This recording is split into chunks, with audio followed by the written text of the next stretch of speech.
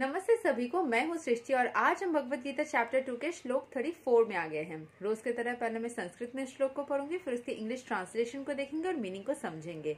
तो चलिए शुरू करते हैं। अकीर्तिं चपि भूतानि कथायस्यन्ति ते वयं सम्भवितस्य चाकीर्तिर्मरानद आतिरिच्यते.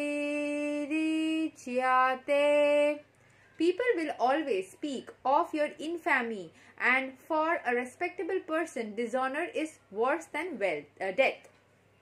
तो यहाँ पे कृष्ण भगवान जो समझा रहे थे अर्जुन को, तो वो क्योंकि अर्जुन अपने हमारे पिछले श्लोक में हमने देखा था ना कि वो महादेव से भी फाइट करके, जो ईश्वर है उनके साथ में फाइट किया था उसने, एंड उनसे भी उसको एक वेपन रिवॉर्ड में मिला था, पशुपता अस्त्र मिला था उसको।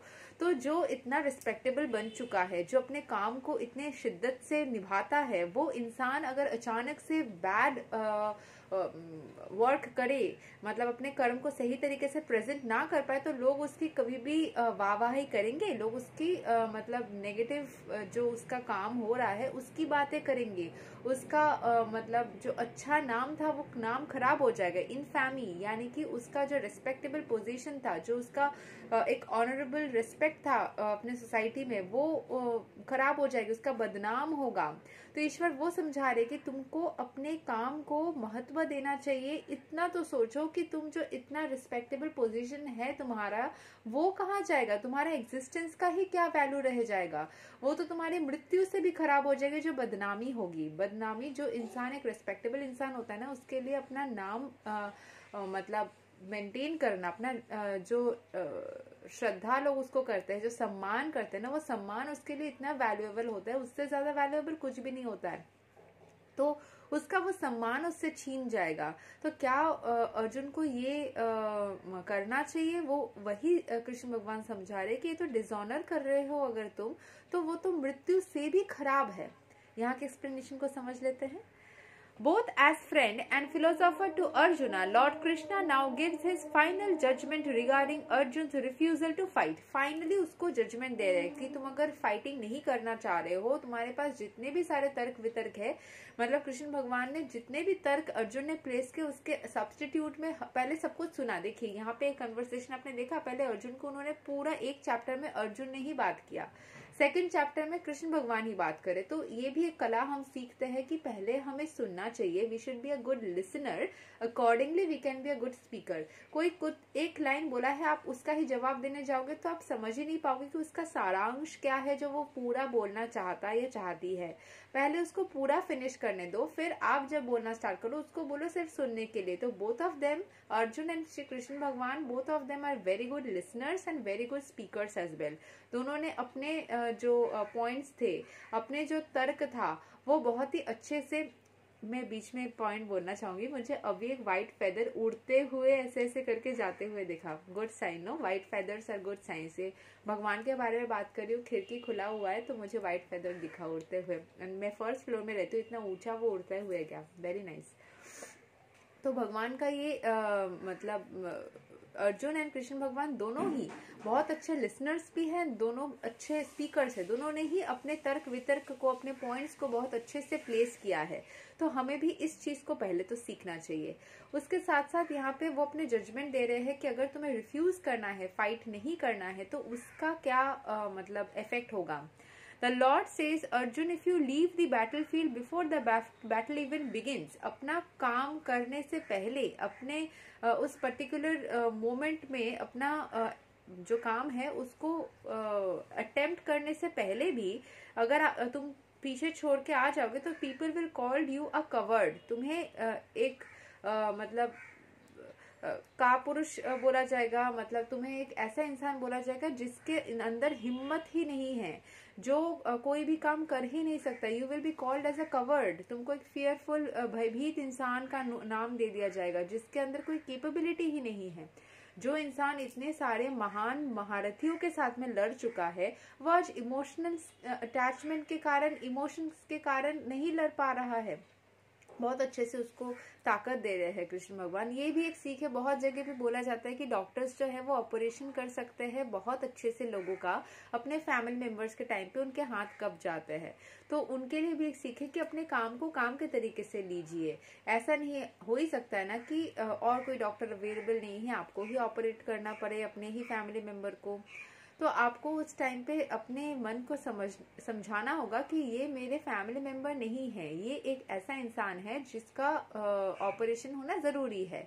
तो आप अपने हर एक काम को काम के तरीके से लीजिए एंड अपने मतलब ये प्रोफेशनलिज्म भी सिखा रहा है। Bhagavad Gita is a very good book which teaches you how to make a fine line and a gap between personal space and professional space। अगर आप एक ही फैमिली के लोग एक साथ में काम भी करते हो, मान लीजिए हस्बैंड एंड वाइफ, वो एक पर्टिकुलर कंपनी में दोनों ही एक साथ में काम करते हैं या फिर दोनों ही बिजनेस पार्टनर्स है, तो अपने प्रोफेशनल लाइफ को अगर वो अपने पर्सनल स्पेस में इंटरफेयर करवाएंगे तो दोनों ही खराब होगा। अपना फैमिली मेंबर है बोल के अगर मैं इसको ज्यादा पार्शियलिटी कर दूं तो वो भी गलत होगा। You should learn how to maintain your professionalism सिखा रहा है यहाँ पे। ये पर्टिकुलर चैप्टर में बहुत सारी चीजें आपको सीखने को मिलेंगे। यहाँ पे आपको अपने प्रोफेशनल एथिक्स कैसे मेंटेन करना है। You should be concentrated on your work. तुमको अपने इमोशंस को लाके अपने वर्क का जो एथिक्स है उसको खराब नहीं करना है, अपने वर्क एथिक्स को मेंटेन करना है, प्रोफेशनलिज्म को मेंटेन करना है, अपना जो काम है उसको महत्व देना है, डेडिकेटेड रहना है एंड कभी भी कोई पर्सनल इंटरफेरेंस को अपने काम के बीच में नहीं आने देना है। अपने काम के प्रति, अपने कर्म के प्रति एकदम निपुण होना है। यहाँ पे एक प्रोफेशनल बैकग्राउंड से ही अर्जुन को ट्रीट किया जा रहा है ना, he is professionalist to fight, तो उसको सही से करना है, उस चीज के ऊपर ही फोकस डाला जा रहा है। So the prime focus in this particular श्लोक या पिछले कुछ श्लोक से भी हम देख सकते हैं, कृष्ण भगवान का प्राइम फोकस है आपको कर्म निर्धारित बना रहे हैं, कर्म के प्रति फोकस्ड बना रहे हैं। अपने प्रोफेशन को महत्व दीजिए, उसको सबसे ऊपर रखिए, अपने काम को सबसे ऊपर। ये अभी मुझे समझ में आ रहा है, जो लॉ ऑफ अट्रैक्शन के वीडियोस बहुत सारे निकलते हैं जहाँ पे मैंने मेंशन किया था कि मैं संभवी दी का वीडियो बहुत फॉलो करती हूँ। वो जो बोलती है ना कि अपने ग्रोथ के ऊपर काम करो, भगवद गीता भी ये बोलता है। अभी मुझे समझ आ रहा है कि वो क्यों बोलती है, आगे के चैप्टर्स में और भी शायद क्लियर होगा कि ग्रोथ के ऊपर करो, अपने काम को फोकस में रखो, बाकी सब चीजें अपने आप आ जाएगी। क्योंकि कृष्ण भगवान भी यही समझा रहे हैं, किसी भी चीज को अपने काम के अंदर इंटरफेयर होने मत दो, अपने काम को हर वक्त महत्व दो, एकदम ऊपर रखो। एंड जो सारे लोग जो हाउसवाइफ्स है वो भी अपने घर के लिए ही काम करते हैं, लेकिन साइड बाय साइड हो सके तो अपना अलग से कुछ पहचान अगर आप बना सके, हर किसी के अंदर कुछ ना कुछ स्किल्स रहता है, थोड़ा खुद के ऊपर अंदर झांकना, खुद के अंदर थोड़ा सा फोकस करना, थोड़ा सा अगर करेंगे तो कुछ ना कुछ एक्स्ट्रा पॉइंट निकल के आएंगे। तो उसको हमेशा प्रायोरिटी रखो, अपने फैमिली की जरूरतों को पूरा करने के साथ साथ अच्छी बात है, लेकिन काम को ना, ये अपना जो एक प्रोफेशनल फील्ड है ना उसको थोड़ा ज्यादा महत्व देना यहाँ पे बोला गया। किसी भी कारणवश अपने की कोई इंसान बोल सकता है कि मेरे पति का ये है या फिर बच्चे का ये है या फिर माँ का ये है या पापा का ये है, तो मैंने इस काम को सैक्रिफाइस किया, that is something which is a no. आपको अपने काम की वजह से इन लोगों को थोड़ा सा डिले करवाना पड़े तो फाइन, लेकिन अपने इन लोगों के वजह से या किसी भी रिस्पॉन्सिबिलिटी के वजह से आपने अगर अपने प्रोफेशन को साइड में कर दिया तो वो एक नो है, नो सिग्नल है। अपने प्रोफेशन को हमेशा आपको ऊपर रखना ही पड़ेगा, अपने काम को, जो अपने कमिटमेंट्स है उसको पूरा करना पड़ेगा। वर्क कमिटमेंट्स जो है उसको आपको हमेशा प्रायोरिटाइज करना होगा। And if you think that people may call you bad names but that you will save your life by fleeing the battlefield, then my advice is that you would better die in the battle. For a respectable man like you, ill fame is worse than death. तो कृष्ण भगवान यही बोल रहे हैं, पहले भी मैंने बोला था कि अगर तुम्हें लगता है कि तुम अपना बैटलफील्ड से भाग के जान बचा लोगे या फिर उन लोगों से लड़ने से बच जाओगे, तो ये जान लो कि तुम्हारा इससे अच्छा है कि तुम मर जाओ। मतलब इतना सख्ती से वो, जैसे हमारे पेरेंट अगर हमें बोलेंगे ना कि इससे अच्छा है तू मर जा, तो हम बहुत ज्यादा हार्ट में उस बात को लेके दुखी हो गए कि मुझे ऐसा बोला। लेकिन ये सही दिशा दिखाने के लिए स्ट्रिक्ट टीचर कभी कभी ऐसे शब्द भी व्यवहार कर जाते हैं, कुछ लोग उसको सीरियसली लेके सच में सुसाइड करने चले जाते हैं। That is a very wrong thought. आपको इसको समझना चाहिए, कंपैरिजन क्यों किया जा रहा है आपके अंदर के उस जोश को निकालने के लिए। अगर आप उसको समझ नहीं पा रहे हैं तो फिर बहुत प्रॉब्लम आप में ही हो रहा है। वो समझना होगा उस चीज को कि ये क्यों बोला जा रहा है, कि आपका जो रिस्पेक्टेबल पोजीशन आपने इतना दिन से किया है, अगर नहीं भी किया है तो कर सकते हैं। हर किसी में वो कैपेबिलिटी होता है कि हर कोई कर सकता है। आपके अंदर जो वो जितना भी कैपेबिलिटी है उसमें अगर आप अपना रिस्पेक्टेबल पोजीशन बना रहे हैं या फिर बनाना चाहते हैं या फिर बना सकते हैं या बना चुके हैं, तो उसको मेंटेन करना या उसके प्रति और काम करना आपका ये फोकस में आना चाहिए। अगर आप नहीं ला सकते तो उससे अच्छा है कि आप मतलब जाने दो, मतलब हार ही जाओ।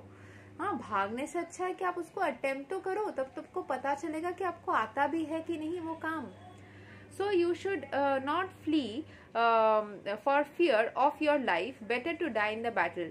This that will save you from the ill fame of misusing my friendship and from losing your prestige in the society. देखिए, कृष्ण भगवान एक भगवान है, लेकिन अर्जुन कितना लकी है कि उसको भगवान एक मेंटर के रूप में मिला है। तो एक भगवान जब अपना इतना सारा टाइम एंड एनर्जी आपके ऊपर फोकस में ला रहे हैं, मतलब आपके ऊपर इन्वेस्ट कर रहे हैं, अगर कोई एक वैल्यूएबल मेंटर भी आपको मिल जाए, वैल्यूएबल इंसान भी मिल जाए, तो वो भी आपका अपना एनर्जी टाइम आपके ऊपर फोकस करने के लिए भी चार्ज करते हैं, उनका भी एक वैल्यू होता है। तो यहाँ पे तो वो भगवान है, वो इतना ज्यादा अपना फ्रेंडशिप, अपना टाइम, अपना फोकस अगर इतना देर तक अर्जुन को मतलब हम लोग देख रहे हैं कि 33 श्लोक्स उन्होंने अगर लगा दिया है उसको समझाने में, तब भी अगर अर्जुन नहीं समझ रहा है, तब तो वो उनके टाइम एंड एनर्जी को मिसयूज कर रहे हैं, उनके फ्रेंडशिप को या उनके जो अच्छाई है, उनका जो बड़प्पन है उसको वो मिसयूज कर रहा है। तब तो उसका कोई वैल्यू ही नहीं रहेगा, सब कुछ तो वेस्ट ही चला जाएगा।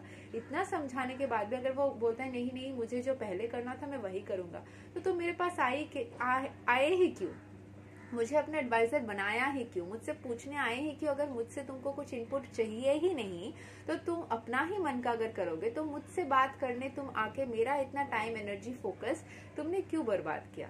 यही भगवान बोल रहे कि अगर मैंने इतना ज्यादा तुम्हारे ऊपर इन्वेस्ट कर दिया है एंड तुम्हारा भी खुद का प्रेस्टीज है सोसाइटी में, तो उसको मेंटेन करने के लिए मेरा एडवाइस लेके देखो तो सही, नहीं तो पूरा सब कुछ तो पहले जैसा ही तुम करोगे, तब तो कोई मतलब ही नहीं इस चीज का। और इतने दिन से तुम इस युद्ध से पहले जो कर्म किए हो उसका भी कोई महत्व नहीं, वो भी वेस्ट जाने वाला है तब तो। So the final judgment of the Lord was for Arjun to die in the battle and not withdraw. तो उन्होंने यही बोला कि अटेम्प्ट करो, फेलियर हो जाओ फिर भी अच्छा है, लेकिन भागो नहीं, एटलीस्ट अटेम्प्ट करो उसको। जैसे एग्जाम में बोलते हैं ना कि एटलीस्ट आप एग्जाम दो, आप लिखो तो सही, ऐसे छोड़ के आगे खाली पेज दे के आगे मत करो, एटलीस्ट अटेम्प्ट तो करो। कभी कभी आप जितना लिखते हो उससे आपको लगता है 0 मिलेगा, लेकिन कुछ ना कुछ मार्क्स मिल जाता है। अटेम्प्ट करने के ऊपर सही थोड़ा सा भी करते हो उसका भी आपको फल मिलता है, तो एटलीस्ट आप उसमें ट्राई तो करो, तब आपको समझ में भी आएगा कि आप उसको कर भी सकते हो कि नहीं, तो डरो नहीं। तो इस तरीके से अलग तरीके से कृष्ण भगवान ना, क्योंकि वो भगवान है, हम तो इंसान है, उनको लगा उनको समझ में आ जाएगा कि आप शायद थोड़ा सा ना ये कर रहे हो, जिसको बोलते हैं कि एक्सक्यूजेस दे रहे हो कि नहीं मुझे अपने फैमिली मेंबर्स को मारना होगा, ये होगा वो होगा। कहीं ना कहीं शायद आपको इस वाले बैटल फील्ड में उन लोगों को देख के डर भी लग रहा है, वो अंतर मन को वो पढ़ सकते हैं, इसीलिए उन्होंने ये वाला बात बोला कि अगर तुम्हें डर लग रहा है कि तुम हार जाओगे तो तुम हार जाओ, अगर तुम्हें डर लग रहा है कि तुम मर जाओगे तो मर जाओ, लेकिन तुम्हें इस बैटल फील्ड में उतरना ही होगा। कोई एक्सक्यूजेस नहीं चलेंगे कि ये फैमिली मेंबर को मारना नहीं है, इनसे लड़ना नहीं है, कोई एक्सक्यूजेस नहीं चलेंगे। किसी भी अगर तुम्हें खुद का भी डर लग रहा है, तुम उसको एक्सेप्ट नहीं करो, तो उसको भी तुमको साइड रख के अटेम्प्ट करना है, इसमें तुमको आगे बढ़ना ही है।